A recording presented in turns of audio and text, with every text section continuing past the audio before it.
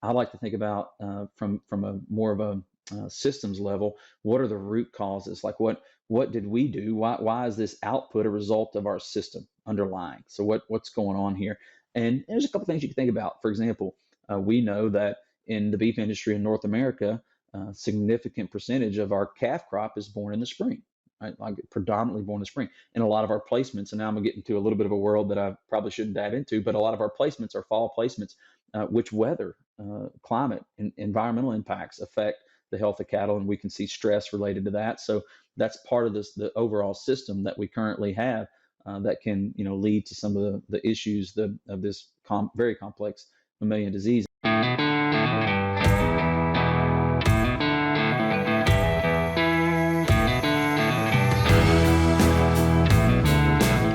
Welcome to another episode of the Beef Podcast Show. My name is Dr. Stephanie Hansen. I'm one of your co-hosts and a feedlot nutritionist at Iowa State University. It's my pleasure to introduce our guest today, Dr. Daniel Cummings. He is an experienced veterinarian focused on preventative medicine and reproductive efficiency, has a BS in zoology from Murray State and a DVM from Auburn. And we're excited to have him here today to talk about all kinds of really relevant topics, Dan, as we start to move into the kind of spring calving season. So welcome to the show. Well, thank you, Stephanie. Thank you for having me. Glad to be here. Perfect. So I always kind of start out by chatting with the guests just to help the audience understand a little bit about how did you get involved in the beef industry? So tell us a little bit of your origin story. Yeah, thank you. It's really a pretty traditional path for a beef cattle veterinarian. I decided early on in following some of the pillars of my community in rural Kentucky in Hopkinsville is where I grew up on a small farm, and I observed the veterinarians that I was able to interact with and spend a lot of time with, spend summers with, and it was imprinted in my brain that, hey, I gotta get down this path and go to vet school, and was fortunate enough to be accepted into what I think is a great institution at Auburn University. Finished up my career there and went out into practice, initially with a group of practitioners in Middle Tennessee. So I started out in mixed animal and found some excellent mentorship relationships, that may come up again as we talk about some of the issues we'll talk about. But anyway, had a great mentor there and just very passionate about food animals and particularly the beef industry.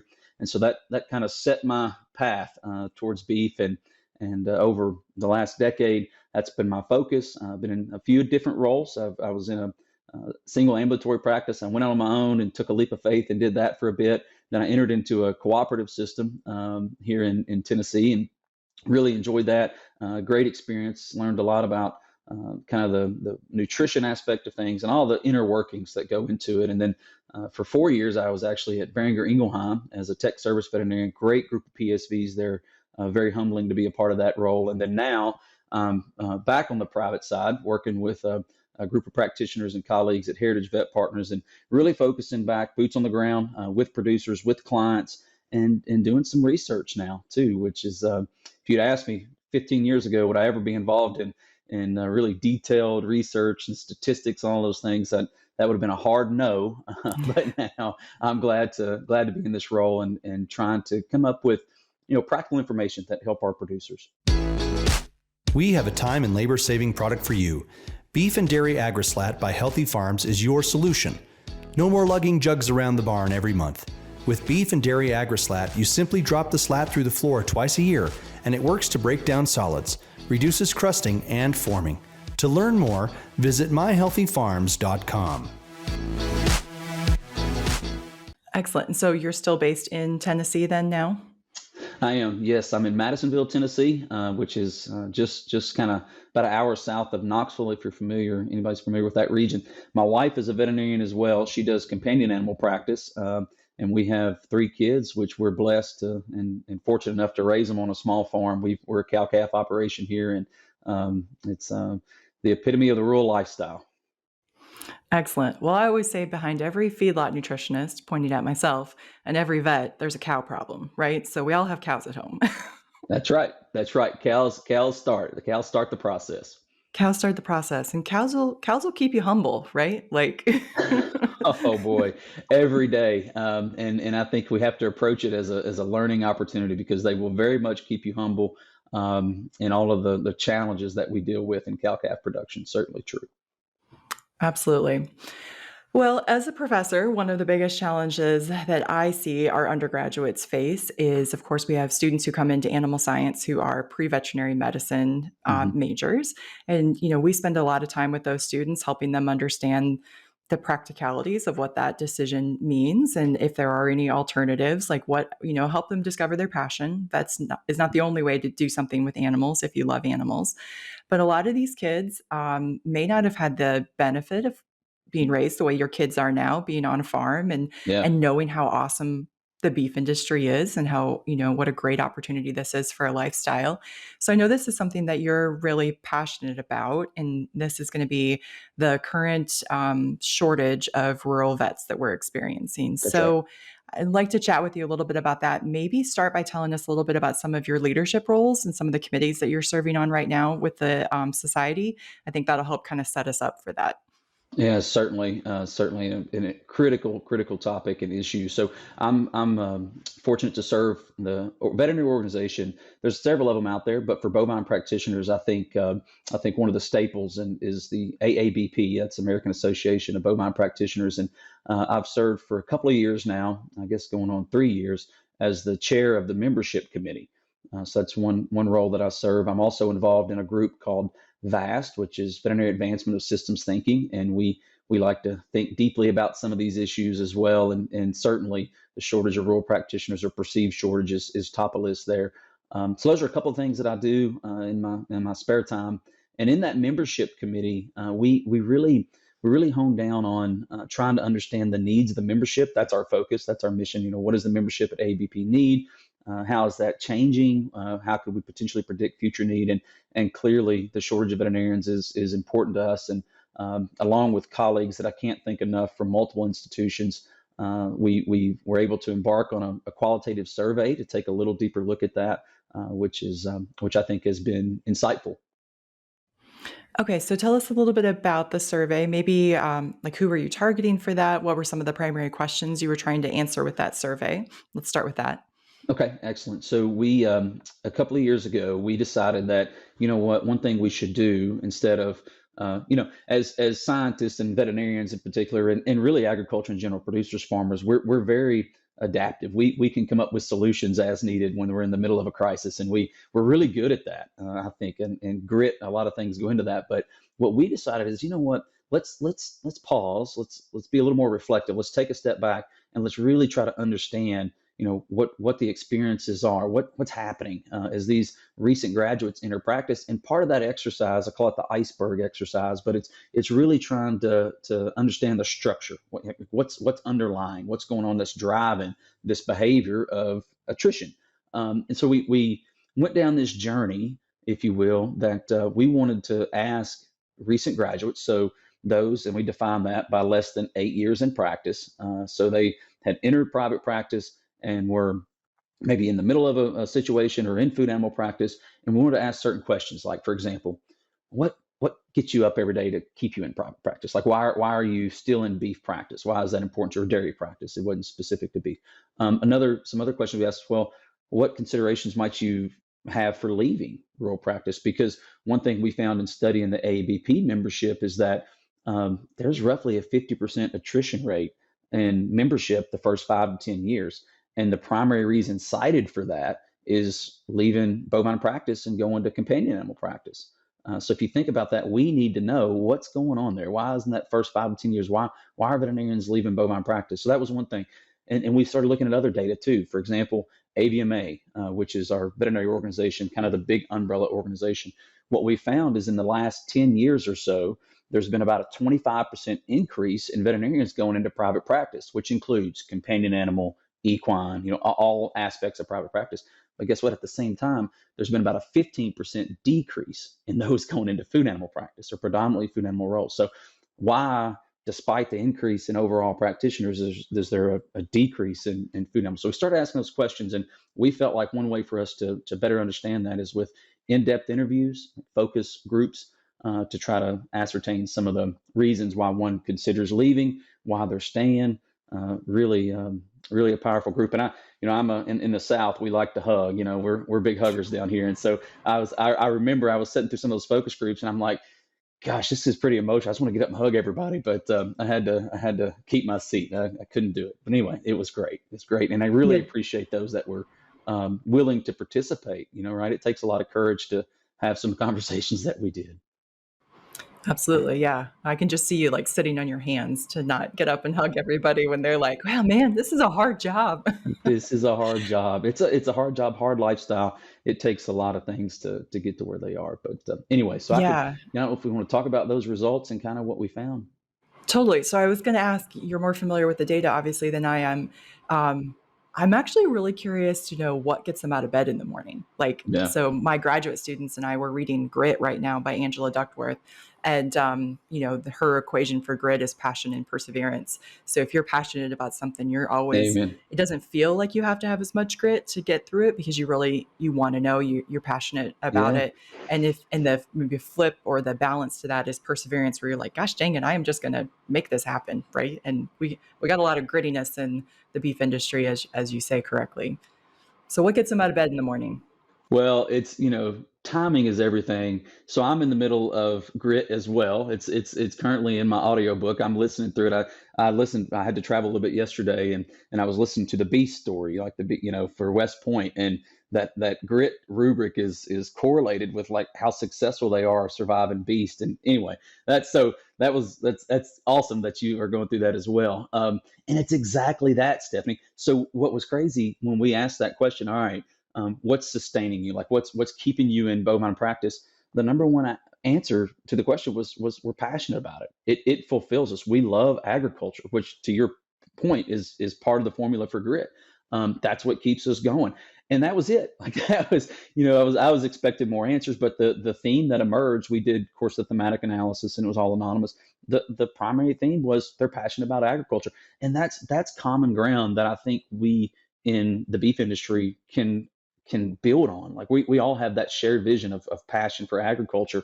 And veterinarians, your veterinarians that you're working with as producers, farmers, nutritionists, whatever that team, I like to call them stakeholders, but whoever that team is, they share one thing, and that's passion for agriculture. And veterinarians are no different in that, and which is obviously part of the formula for grit. But that's what gets them out of bed. It's so fulfilling. They feel it's their clients care about them. And I could go on and on and on, but it was pretty powerful to listen to them talk about that.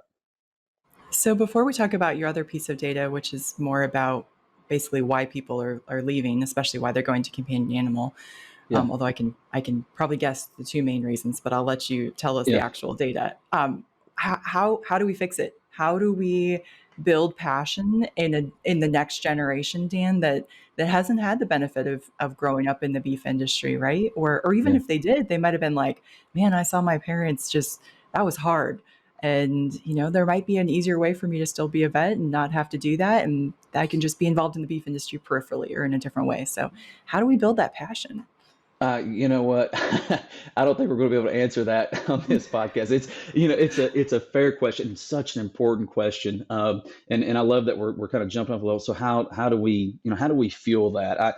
One thing that another book that I've read that I think is very powerful for listeners to think about. It's called The Human Element, and in that book, the authors go through a couple of things about like innovation or ideas, and one of the things they talk about is fueling certain things. Like you put a lot of fuel behind, you're passionate. Like, oh my gosh, I got to get this out there. I'm going to fuel this. And that's kind of the question we're asking. So how do we fuel that passion? And I think it starts with engagement at the local level. Like and not just when they get into college, right? Like we have to start working on this when they're in middle school and high school, getting them engaged, getting them to see what agriculture can do. And let me be clear, I don't think that to be a successful individual in the beef industry, you have to come from a rural agricultural background. I don't believe that, because I think there are many successful individuals that are involved in veterinary medicine, nutrition, other just critical roles as part of a team that aren't from rural backgrounds. But it again, back to your question, how do we identify those individuals and how do we fuel their passion? Fair question. I'm open to ideas and perspectives on that, because I certainly don't have all the answers. Yeah, well, I totally agree that you don't have to have come from beef background, that you don't have to come from a farm or a ranch Yeah. to grow up and end up in the beef industry. And I have interviewed so many people who, like me, had a relatively untraditional background. Like I had beef exposure through my grandparents, but I wasn't raised directly in a farm. I knew beef cattle were pretty cool, and that's probably what I wanted to do, but I wasn't single-mindedly focused on it, through college until I really kind of fell in love with my nutrition class. I think like 4-H, like I'm, sitting here thinking, how do we get more bovine vets to engage with the 4-H community, or like the middle school and the high school, and give some of those students early opportunities to 100%. do a ride along or come see some of the opportunities, and start to understand that. I think the flip of it is that sometimes in the beef industry, we have a real bad attitude about those who didn't come from a farm and a ranch. We can be pretty disrespectful sometimes, I think, to people who don't come from that inherent background, and that's not going to serve us in the future.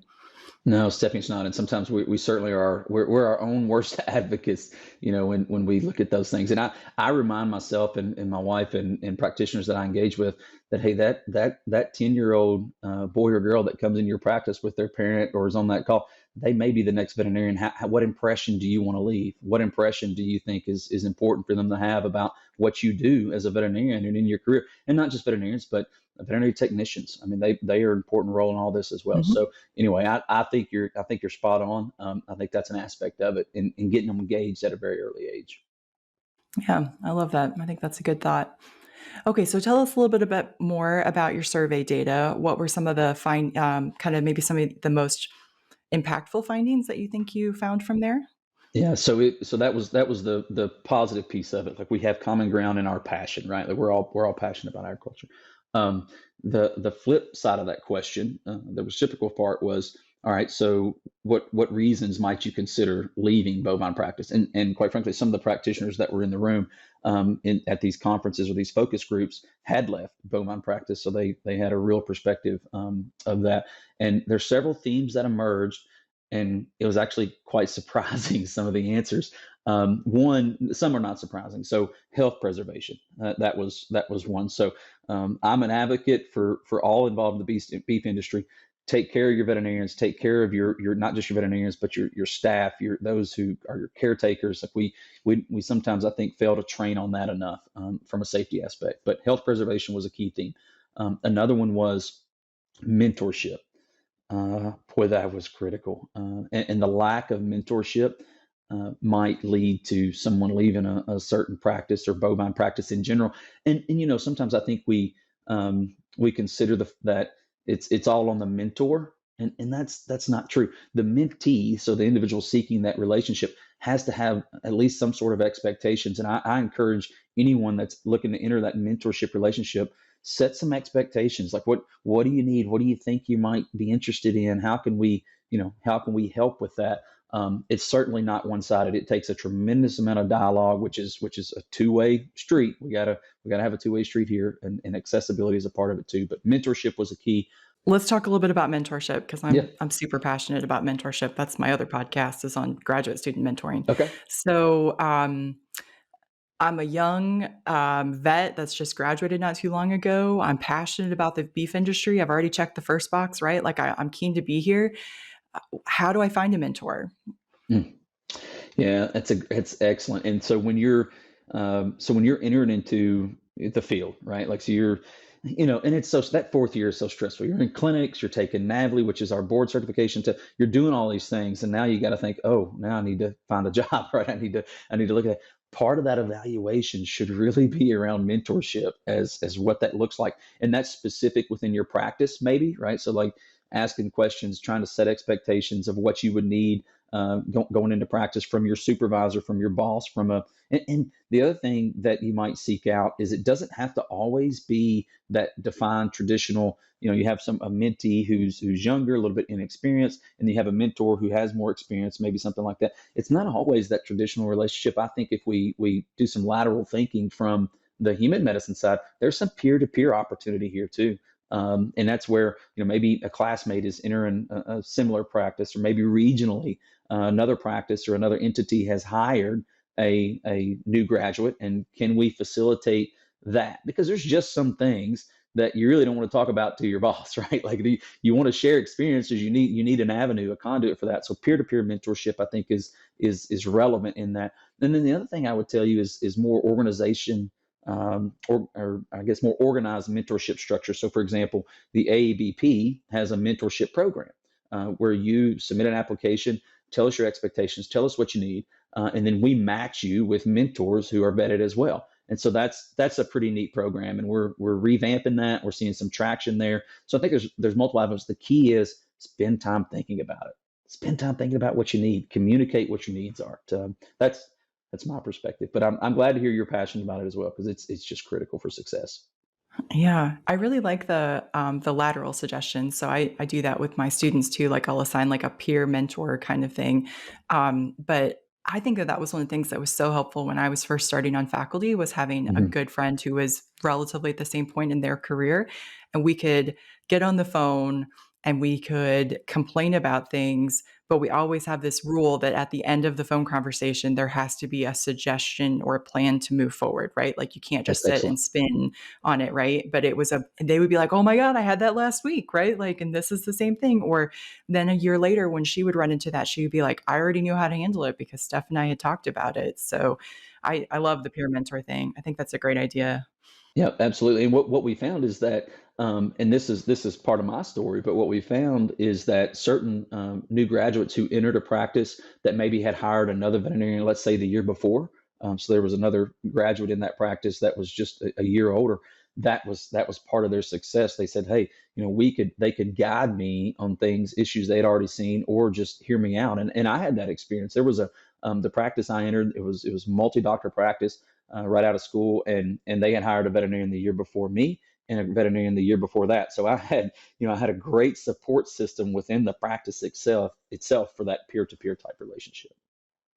Yeah, I think that's great, and I love the society also potentially trying to serve in that role, and I understand how challenging that is.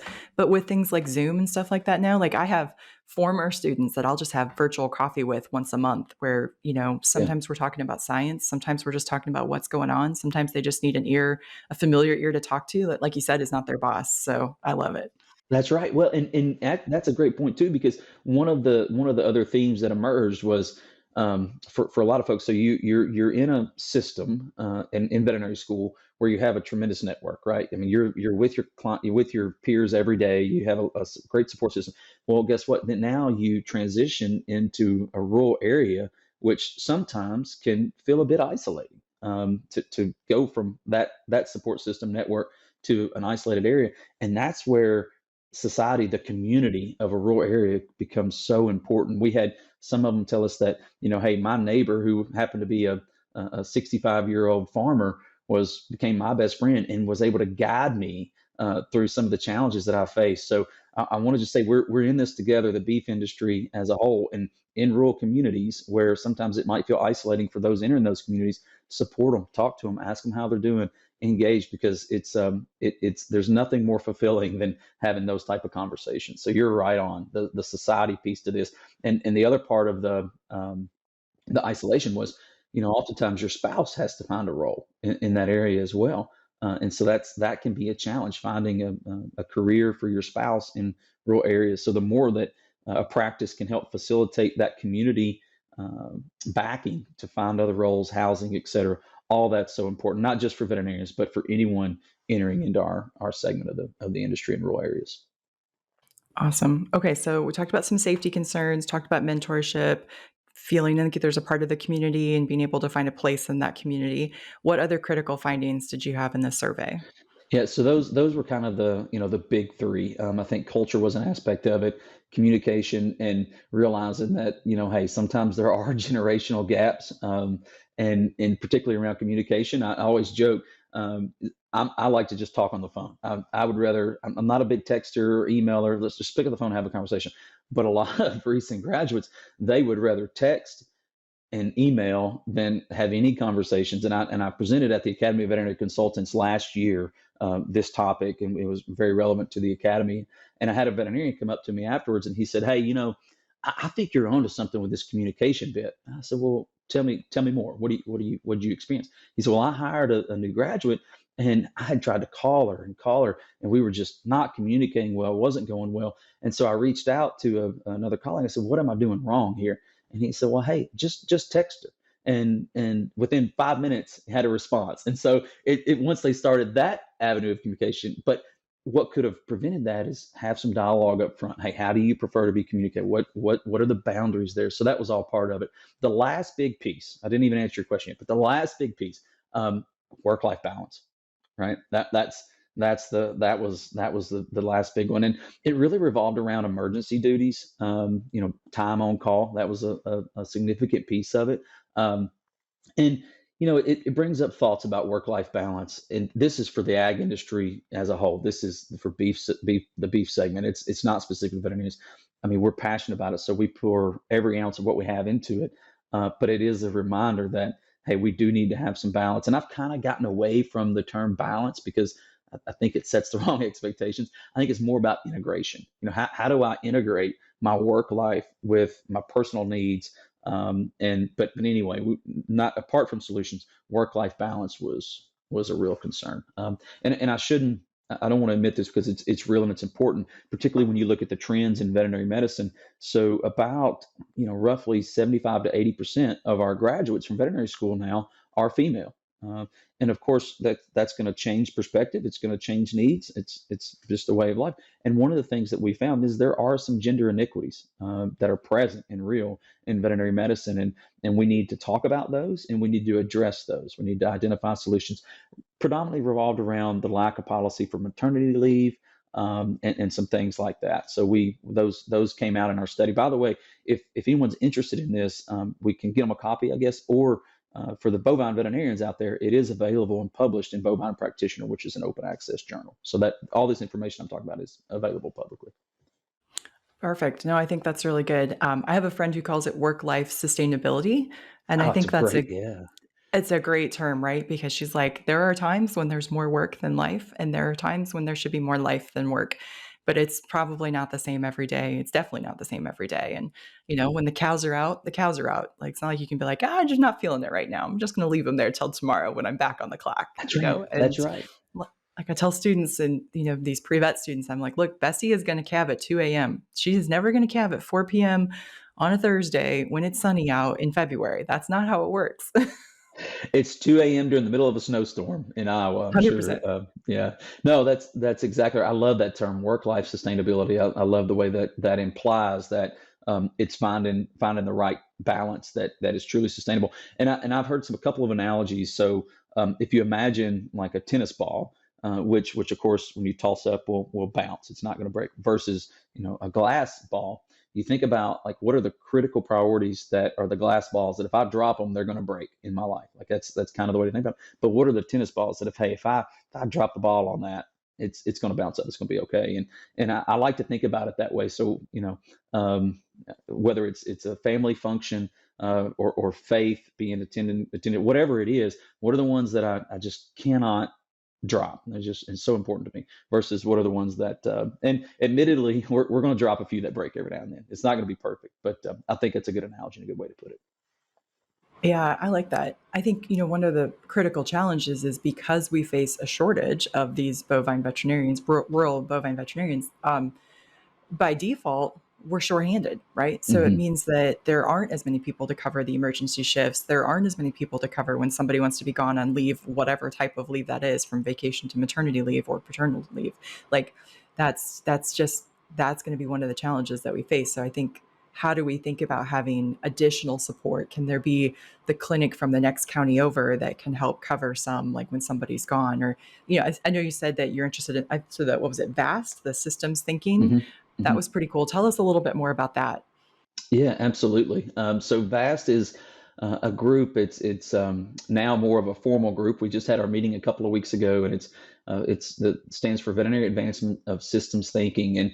And what we like to do is spend a lot of time deep in thought on perspective and underlying structures and things that really drive the behavior of the system. Right. So like if you think about a cow-calf system, there are certain things that drive the behavior of that system, and we like to spend time focusing on in this. In a system, by the way, is going to give you outputs that it's designed to give you. I mean, everything is a result of the system. So a way to think about that, it gets pretty complex, is that the current number of bovine practitioners is a direct output of the current system. Right? Like, so whether that's producer needs or relevancy or whatever it is, the current number is an output of the system. And so we spend time deep in thought on really trying to understand structurally what's going on to drive the behavior of that system. It's a great group to be a part of.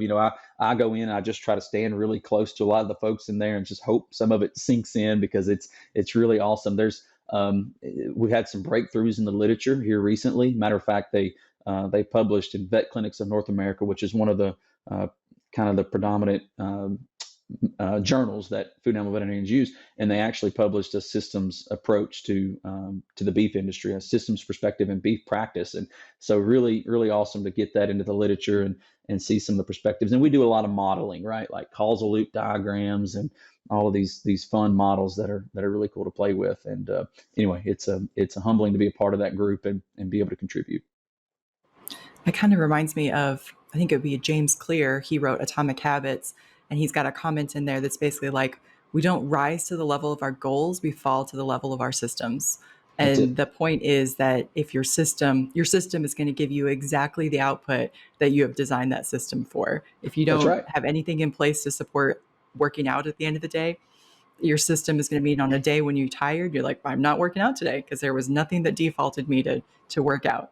That's it. That's exactly right. And so what we're really focusing on is trying to understand those things, but then what leverage points can we identify, right, to alter the behavior of the system?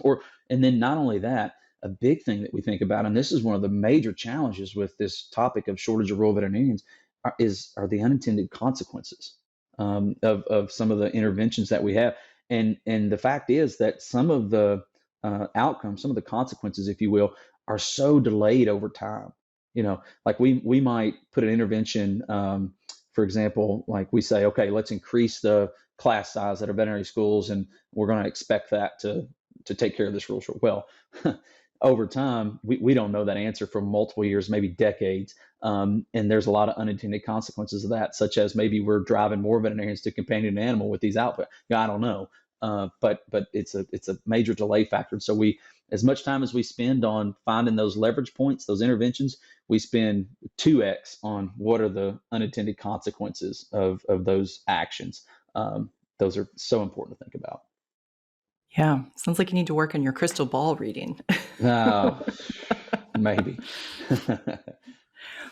Okay, so one of the other topics that I know we wanted to try to chat about today was an interest that we both have, and that is one of the biggest challenges that the beef industry experiences, and that is susceptibility to bovine respiratory disease. So we've had quite a few guests talk about BRD, but maybe just start with kind of a just quick recap from the health perspective of what is BRD, and then maybe from the veterinary perspective, why do you think this is one of the biggest challenges that continues to persist in our industry? Yeah, absolutely. And it is one of our greatest challenges. And obviously from an economic perspective, it's as costly of any disease manifestation we have in the beef industry. There's facts and figures that are out there that I won't quote, but it's a lot of dollars. A lot of dollars are lost to bovine respiratory disease. And so it's a complex disease. The way I like to think about it is it's a manifestation of risk factors, of issues that lead to pneumonia. So the disease itself, right, is shipping fever is a common term, but it's pneumonia or inflammation, infection in the lungs. So that's what it manifests as. But more so than just thinking about, what are the bugs involved, or what factors might be that we could culture on a dish or anything. I like to think about from a more of a systems level, what are the root causes? Like what did we do? Why is this output a result of our system underlying? So what's going on here?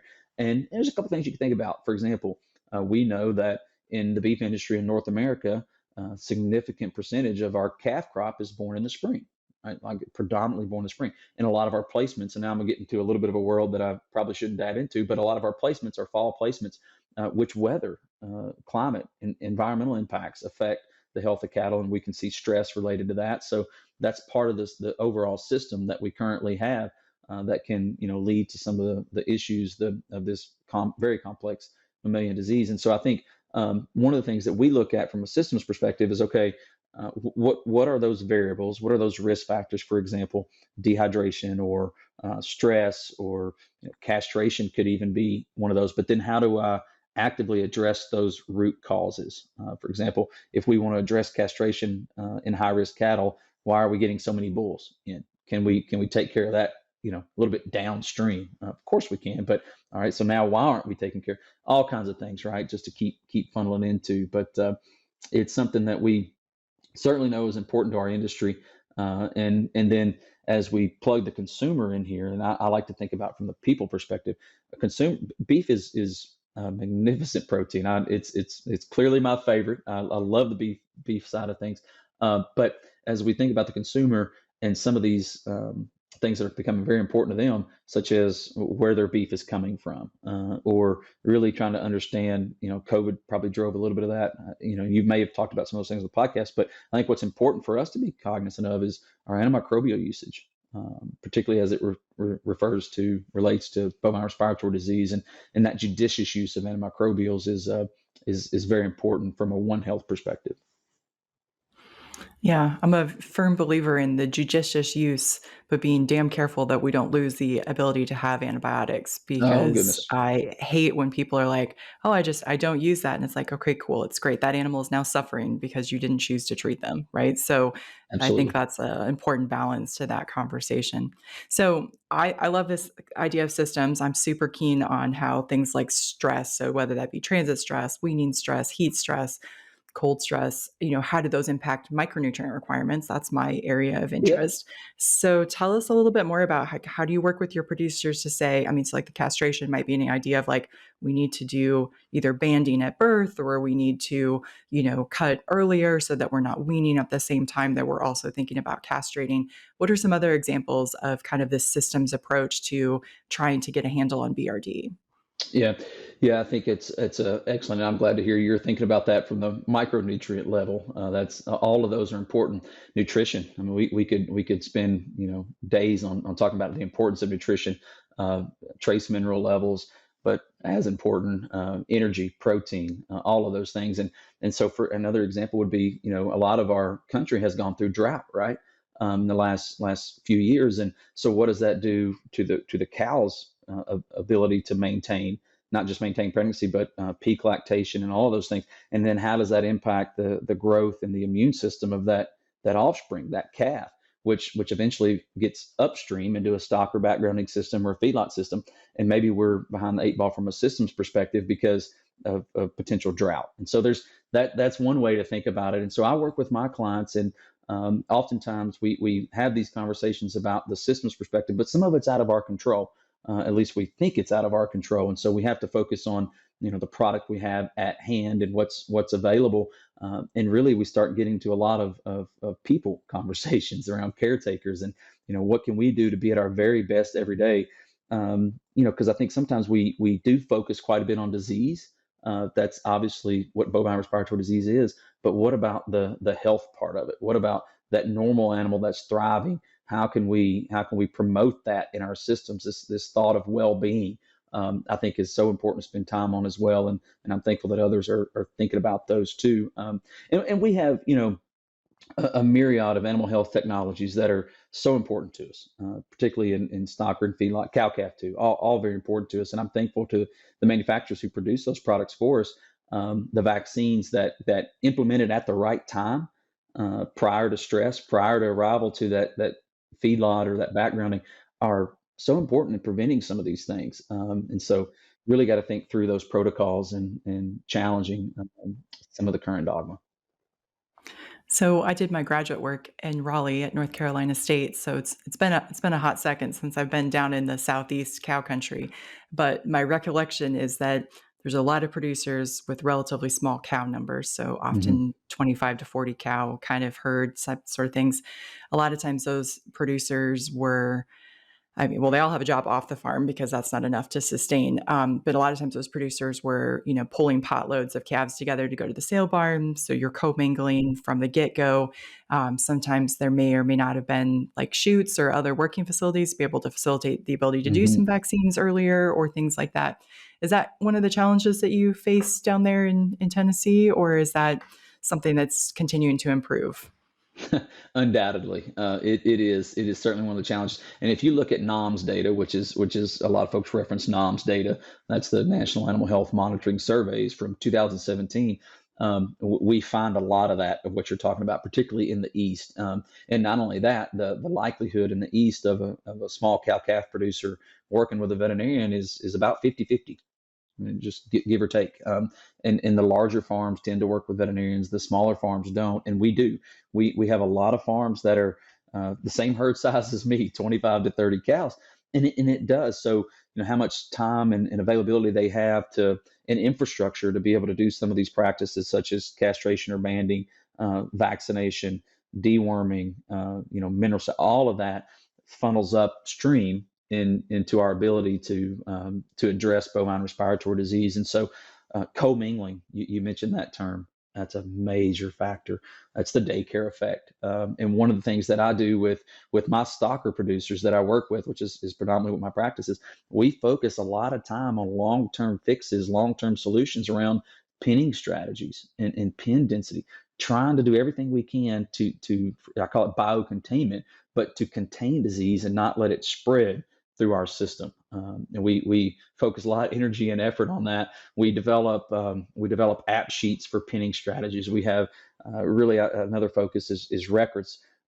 Data is one thing, but getting information and knowledge from that data is totally different. So we have to have the ability to collect the data accurately, and you're in academia, so you understand that garbage in, garbage out. That's what I tell my producers. If we don't get it in correctly, it's not going to help us. But if we can get some data in around sources, or around buyers, or around all of these things, it adds to our body of knowledge to be able to make critical decisions. This is actually one of the things that I'm really hopeful that some AI tools will come, as in artificial intelligence, not artificial insemination. Mhm. Tools will, come down the road that will be things that'll be an app on a phone, and it won't be that you have to have a really intensive database to be able to start having a depository for those data, and then it can start being like your source information, right? So like, just a reminder, 3 years ago, you bought those calves from whatever farm, and that was a train wreck. Don't do that again.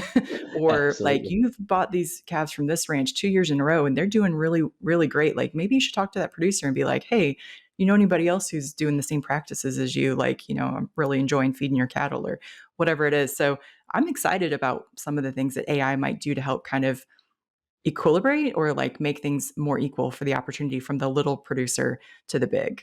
Yeah, absolutely. And I think that's a great perspective. AI technology, and one of the things I'm excited about for AI and the technology where we're going is accurate diagnosis. We didn't even talk about that, but I think sometimes we're potentially off on our diagnosis, and that's why we don't see the correct treatment response. So we've got some great pen riders and just phenomenal, very experienced caretakers looking after these animals. And I think they're really, really, really good at their job, a lot better than I ever could be at doing those things. But still, we have some gaps in our diagnosis, and I think it's important. AI technology can help with that. Shoot side, point of care type diagnostics could be of value to us, and then the interpretation of those results as well. So AI is one thing. The other that I think is really fascinating now that we're kind of thinking future direction just a little bit, the genetics component.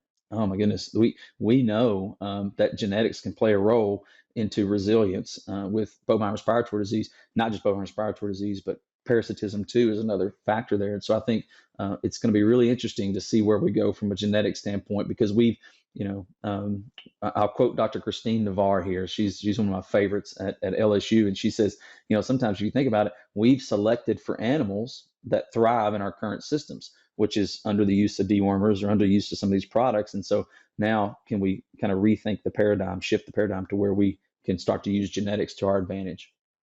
I think there's some merit there. Yeah, I like that a lot. I've been thinking a lot about resiliency and recovery from insert your favorite stressor here, right? Hmm. Again, transit, Hmm. disease challenge, health, pregnancy, whatever. How can we use nutrition, so especially micronutrients, right? Things like zinc or vitamin A, or kind of some things I'm interested in, vitamin C. How can those things help this modern animal, as I like to call him, which is the animal you just described, right? Like that we've selected to be successful in the current system. How do we help them be like your tennis ball example, right? How do we help them be like, they might have a sort of bad day, but that's not going to lead to 2 bad weeks if we can have the right nutrition in combination with that management. Absolutely, absolutely, and it's always reassuring to know that others are thinking about this and working on it too for our beef industry. So good. Awesome. Well, I know we wanted to talk about parasites. We're starting to run a little short on time, but we're recording this episode at the end of February. So hopefully we'll be out kind of when spring calving's really kind of getting rolling. Producers in much of the country are going to be starting to think about turnout and going out to pasture. Give us your short version of what do you think are some of the like parasite control considerations producers should be thinking about? Well, and I hope what we can take away from a lot of our discussion is find a team to work with you, your veterinarians, your nutritionists, get input from those resources. They're vital. They understand locally what's happening, and so I say that because parasite control here in Tennessee is probably not going to look like parasite control in Iowa. So you've got to engage with your local team and ask for their recommendations. It's invaluable to get their input. The thing that I think about with parasite control is if you look at our animal health technologies, for example, growth implants, vaccines, dewormers, and parasite, all those things, from an economic standpoint, from a value standpoint, two of the ones that kind of rise to the top are implants and dewormers. I mean, we can show oftentimes return on investment after return on investment, so they're extremely valuable. And so I like to think about, okay, I know they're valuable. How do I preserve that value? How do I ensure that 10 years from now on my operation, they're effective so that I can see the benefit financially from it and from a welfare standpoint? I'll tell you, we don't see a lot of clinical cases of parasitism, which it looks like ill thrifty. Bottle jaw is kind of the mainstay of that due to protein, protein loss, et cetera. We don't see a lot of that anymore, but that's a major welfare issue. If we have any small ruminant folks out there, they'll be familiar with that. But I want to preserve that value, not just from an economic standpoint, but for the welfare of the animal. So when I think about dewormers, really consider targeting the animals that are going to benefit from the dewormers. So what class of animals in the beef segment is that? Well, that's the young growing animal, right? They're likely to be infected depending on pasture conditions, weather. There's, again, systems perspective, a lot goes into it, but they may be parasitized. So I want to focus a lot of my effort with my products and dose according to their weight. I can't stress that enough. You've got to make sure you kind of have a really good idea of body weight and dose accordingly, the right route of administration, use those products judiciously. But then as you're doing that, have a conversation with, okay, how do I preserve this value? How do I make sure that I can see this value for multiple years to come? That's about as elevatory as I can get with parasite control, but there's so many things you got to consider. Oh, there's so many things. Yeah, just thinking about like where do you house those animals after you dose them, right? Knowing that you're just going to reinfect wherever you put them, right? So, and then don't bring Absolutely. the clean animals into that place. So, yeah, like I think the systems thing is a great way to think about that. Yeah, grazing management is an integral component to that system as well. It's time for our famous three. Absolutely. Well, Dan, this has been a really fun conversation, but we've reached that part of our episode where we're ready for our final 3 questions. So, are you ready for these? Yes, ma'am. Thank you. Okay, so first question is, what's your favorite beef related resource? I kind of referenced it earlier, and it drives a lot of our decision making in the beef sector. But it's the vet clinics of North America is probably one of my favorites, and the one that I'm currently diving back into. I've read through it once, but is the systems perspective in beef practice. Really thought provoking. Really makes you think about current practices and what's going on in our industry. And as I mentioned, the unintended consequences, but really a fan of vet clinics in North America. Great resource for veterinarians, and not just veterinarians, but the beef segment in the industry. Excellent. Perfect. So, next question is, what's something not related to beef that you're enjoying right now? Grit by Angela Duckworth. It's been a phenomenal read, or listening to it so far, and you're right, that formula of passion and perseverance and some of the stories that she relays in that book about grit, and it's one of the things we oftentimes we measure what's easy to measure. But grit might be a little bit more difficult to measure, but I think it's truly sustaining, and I don't know of another entity or another industry that embodies grit more than the beef segment. I mean, we are resilient, gritty folks, and it's just a privilege to work with those I get to work with. Reminds me of a Thomas Edison quote where he said that I would rather spend my day with folks in coveralls than any king in the world. That's my approach too. Yeah. Doesn't he also have the quote that's like the problem with work is that it's often dressed in or the problem with opportunity is that it's often dressed in coveralls and looks like work. That's it. That's exactly right, and that embodies grit, 100%. Excellent. Okay, third and final question. What's a trait of someone you know that you think has helped make them successful? Yeah, and it's a component, somewhat of a component of grit, but passion. I go back to what we learned in our recent grad surveys, and I think when you have a passion for something, it's gonna define your approach. It's gonna define your why. And I think about one of my early mentors in practice that is truly passionate about the beef industry. Has remained relevant for 3 decades to his clients, and we talk a lot about relevancy in veterinary medicine, but he's remained relevant because has a passion for it. He wants to learn more. He wants to go to the up to date meetings. He wants to understand how he can bring value to his clients because he's passionate about it. And part of that is the availability and the apathy. That's also a key component to passion. But passion would be my word. I love it. Well, Dan, this has been really a fun conversation today. Thanks so much for coming on the Beef Podcast Show. And thanks to all of our listeners for joining us today. You can follow us on social media, and we'll see you next time.